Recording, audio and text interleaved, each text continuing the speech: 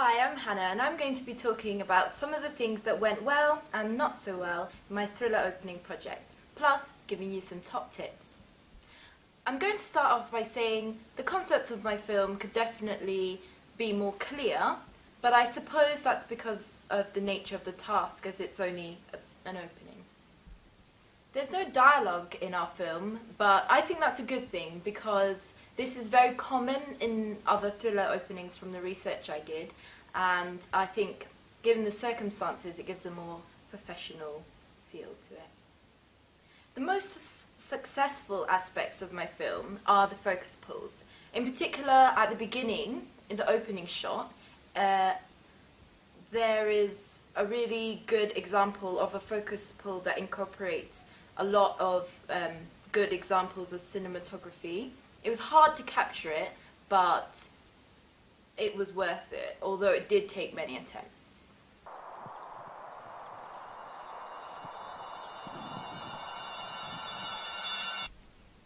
As you can see with this clip, there are a few problems with the continuity.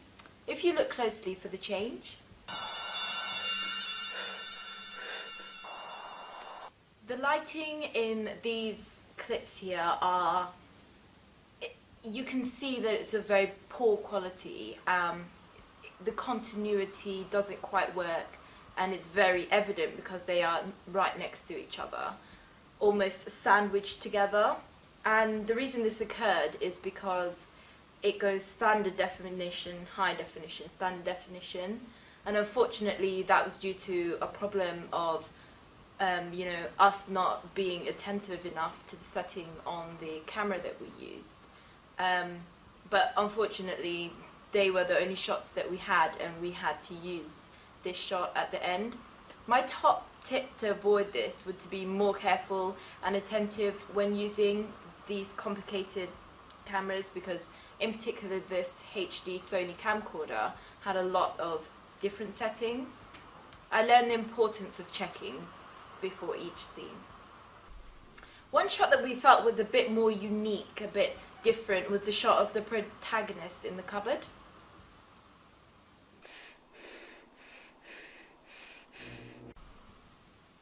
It took some effort limiting just the right amount of light so that it created the illusion that she was in the cupboard, but at the same time you could still see her face. The protagonist's costume could have been more thought out because it looks unplanned, but it was unplanned, so unfortunately that has a lot of improvement that could be made on it.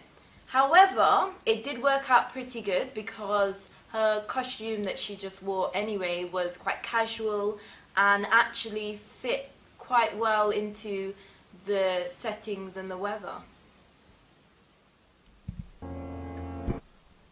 Although you don't really see much of the antagonist, you do see that her costume isn't conventional for this thriller genre, but again this is due to lack of planning.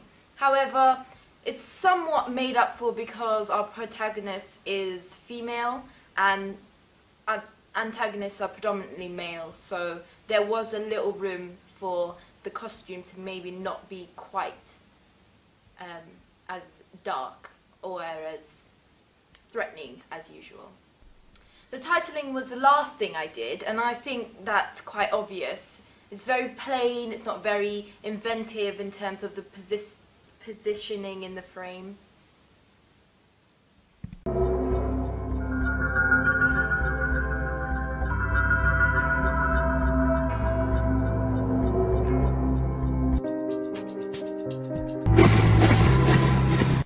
I was aiming to have something more like this.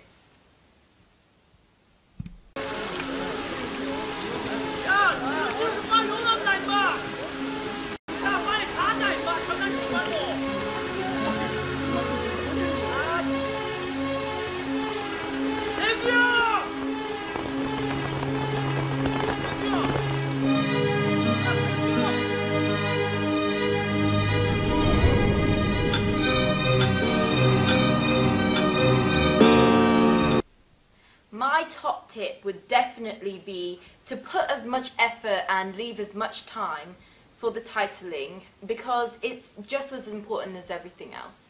You should be creative with it, like my vision was originally, but unfortunately I didn't have quite enough time to create the look that I wanted with my titling. I think you should have them integrated into what's going on screen and what's in the frame, and really think about how the titling suits the actual image on the screen. In my opinion, the editing can be a bit slow-paced at times, in particular in this beginning scene.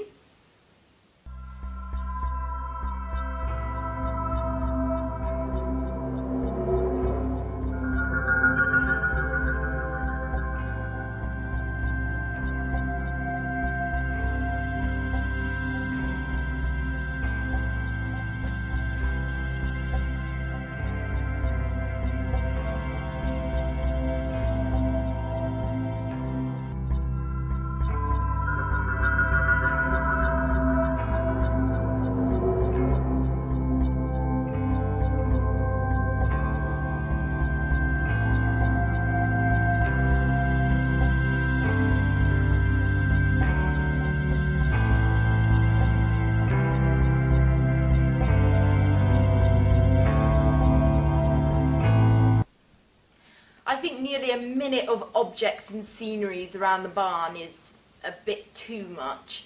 The duration is far too long for only 2 titles, and I don't think it's really necessary in hindsight. However, I do think some of the scenery captured in that beginning scene are really interesting shots and definitely set that dangerous mood. The editing did go really well during the running sequence with the protagonist.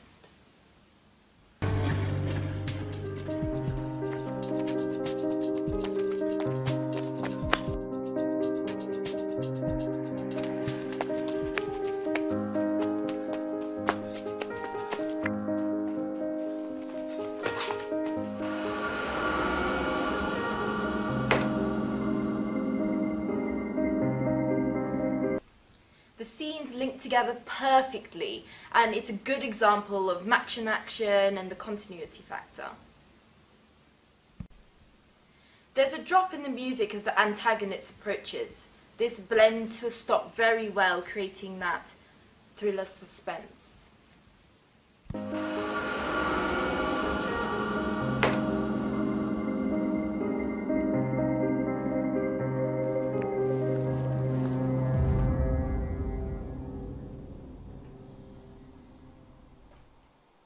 I got this idea from here.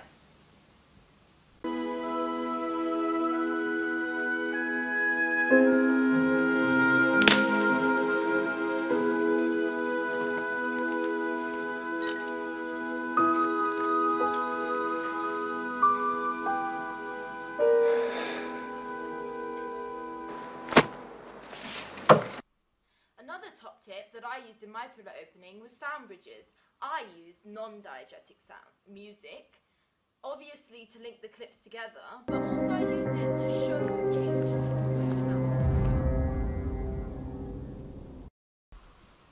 Overall, I think my film was successful. This was made possible because of the high-tech equipment I used, like the Sony HD camcorder, and the time I took in really learning the Final Cut software, because software like this, the possibilities are endless.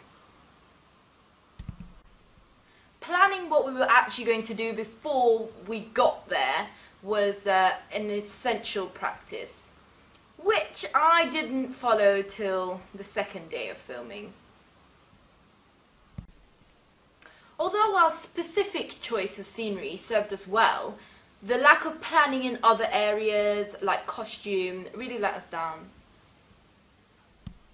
Making sure you have enough varied shots when filming so that you have a nice, wide choice of shots when editing is probably my #1 tip. Advice I would give someone is to make sure and have like a clear vision of what you want your sound to be like, because otherwise you'll just have to settle, and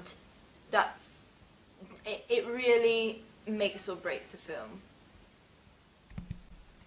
I made sure and recorded as much diegetic sound as I could, so that it would sound realistic and I wouldn't have to use, you know, the Foley effects on GarageBand.